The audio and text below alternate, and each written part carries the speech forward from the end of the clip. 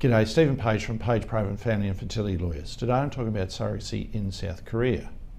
I've had clients from South Korea who've done surrogacy somewhere else. And I'm also aware of what the legal situation is in South Korea.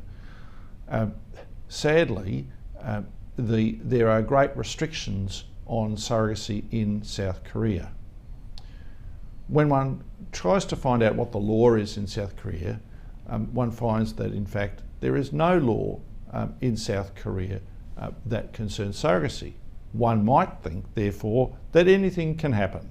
We can make sure that surrogacy happens because there's no law that prohibits it.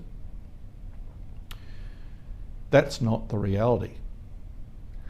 A couple of years ago, I had the privilege of speaking at the International Bar Association conference, which was held at Seoul in South Korea. The International Bar Association obviously is the organisation that brings lawyers together from around the world. It's the peak lawyers' body.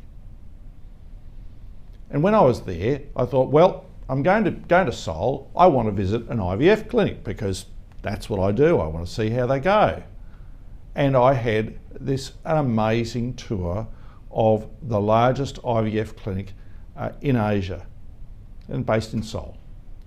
This clinic had these extraordinary counters.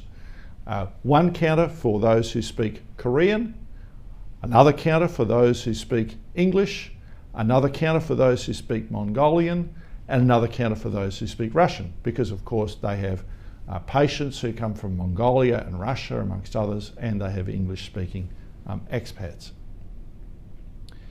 And while I was there at this extraordinary clinic, I had a discussion with them about surrogacy. So here it is, the largest clinic in Asia, and did they do surrogacy? Yes, they said, twice. Only twice. Why? Why only twice? Well, because the process of surrogacy in South Korea, absent any laws, must be by way of adoption. And they were concerned, the clinic, that if they didn't do it in a conservative manner and something went wrong, then it would just be a disaster for them and their industry.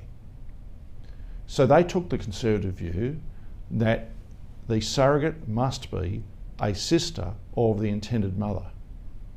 And we are talking about heterosexual married couples, so each sister must be in a heterosexual marriage, because only heterosexual marriages, I should say, are recognised in South Korea. So if they didn't fall within that category, they wouldn't do. And I said, well, but there's no law on it. Yes, but if we were to open the doors, then in effect there would be a floodgate. And as the leader in our field, we want to make sure that we set the tone, because after all, we have a licence from the government. What they said loud and clear, the impression I got, was that if they underwent surrogacy and allowed others to do surrogacy more broadly, as we have happened here in Australia, then they could not, if something went wrong, they could not justify it. They might lose their licence or be disciplined or have regulation imposed in all sorts of ways. And if they as the leader took that view, then others would follow. If on the other hand, they as the leader decided to let the floodgates open, then others would follow. So they were demonstrating an approach to take that other clinics would also follow.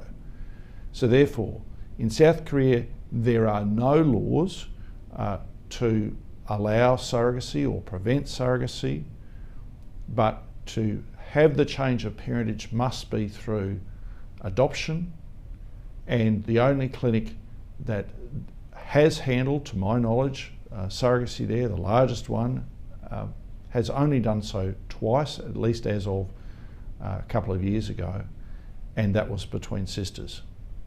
Thank you.